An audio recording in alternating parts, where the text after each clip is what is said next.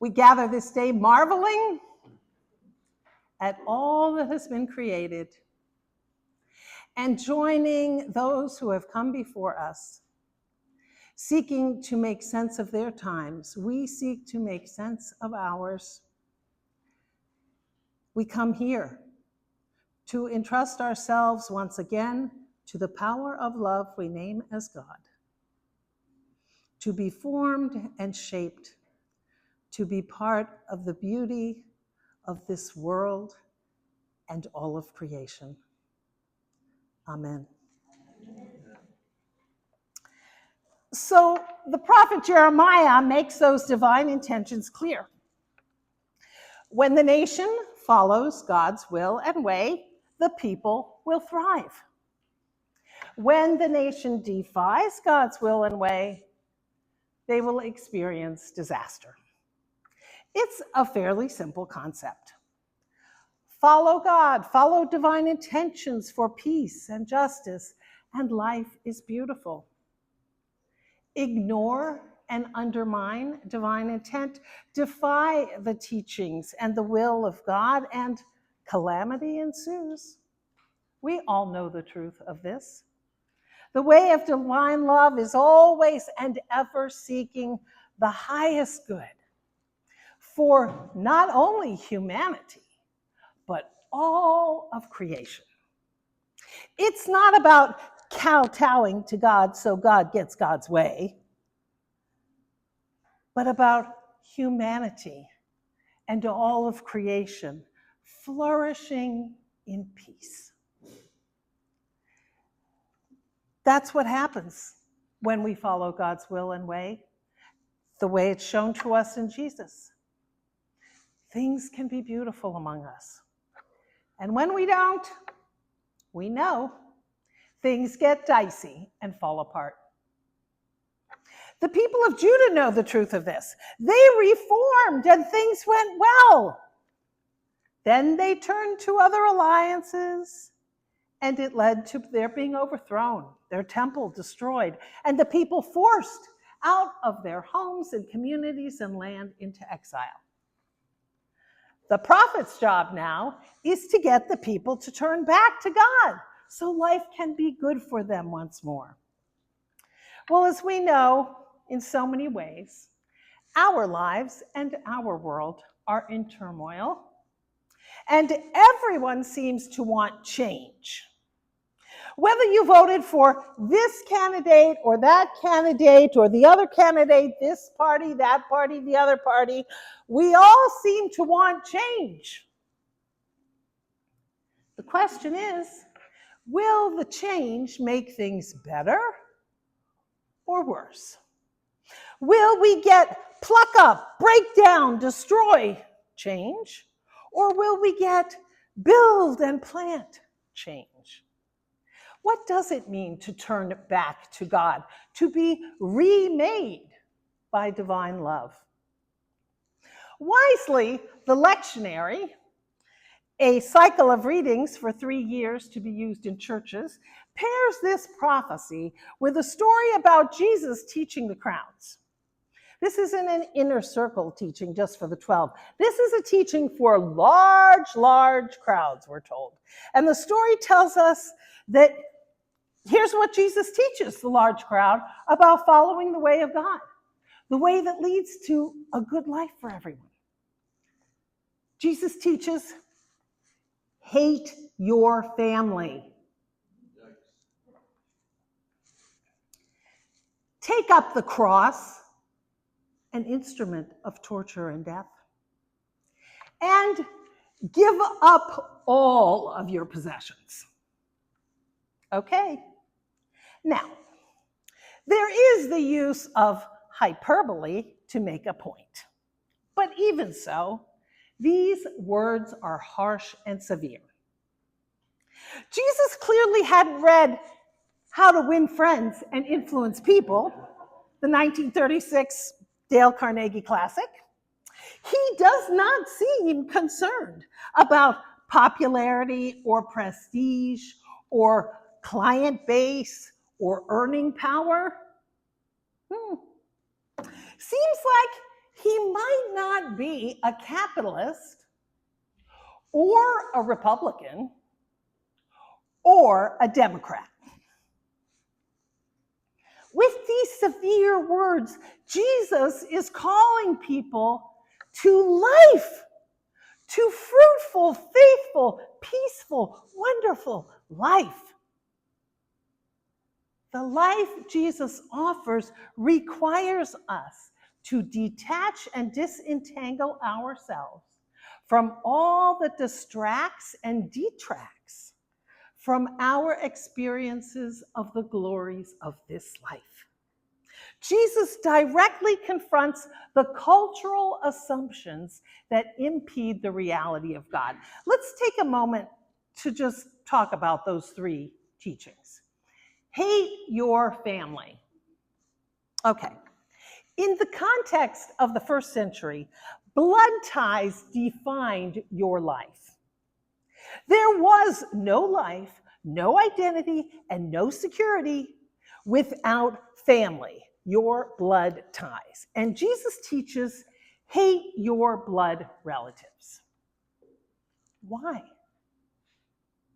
Because we are to celebrate our solidarity with all of humanity, not just with our people, our kind.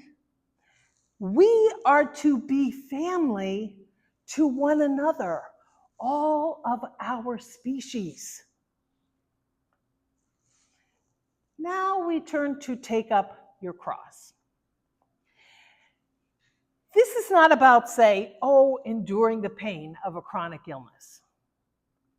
This is about making a deliberate choice to sacrifice, to be exposed to ridicule and risk, and so to take on the healing of the earth and of all relationships.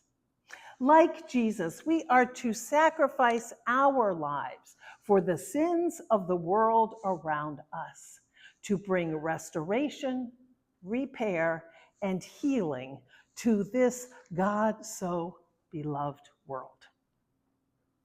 Take up your cross. Then give up all your possessions. They represent power, self-seeking, attachments, and false security ultimately maintained through violence. So Jesus says, lay it all down. This is the way of God, the reshaping, the remaking. Give up all your possessions. Now, let's be clear. There's no fine print here in this story from Luke. No hidden terms or catches that maybe minimize things or make things worse. No, it's all spelled out loud and clear. If we want change, if we want God to reshape things, make things better, then we must let God reshape us. Change, social and individual, is intertwined. We change, which changes society. Society changes, and that changes us. The potter shapes the clay and reshapes the clay. Change, redemption, restoration, creativity, transformation is all built into the reality of God. Divine love destroys only to remake something new and better. To be honest about our situation, yes, we all seem to want change, but many see no tensions between the teachings of Jesus and the common aspirations of mainstream middle-class America. Well, given what we've heard from Luke, we must call out that misconception. We say we want change. As Christians, we must recognize that the change called for by Christ remakes, remolds, and reforms the basic prevailing assumptions held by many in America today. The Bible tells us we're called to be a new creation, committed to the well-being of the entire human species, every single person everywhere, as well as the health of the whole planet, every drop of water, every acre of land, every life form. There is no room in this vision for American exceptionalism. That is not the way of Jesus. The Bible tells us we are to embrace whatever sacrifice is needed for the healing of the whole creation, just as Jesus accepted the cross.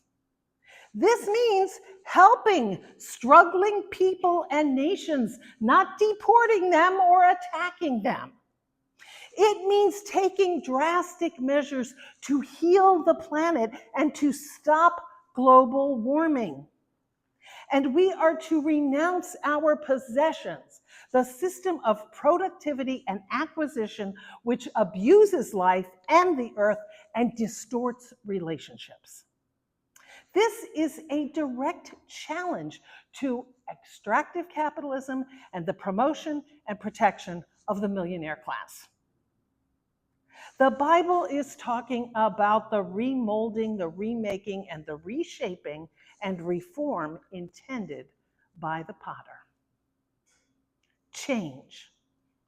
Divine love is seeking to remake us into a beautiful, thriving, flourishing global community with this earth as our Eden.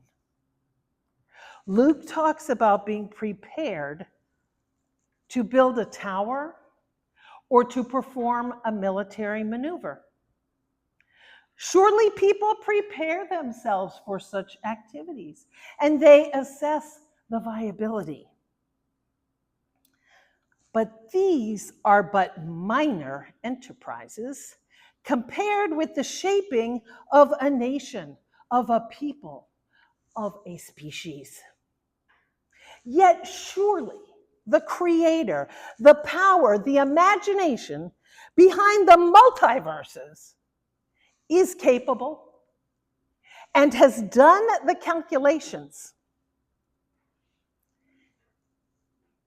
A beautiful future does not depend solely upon us.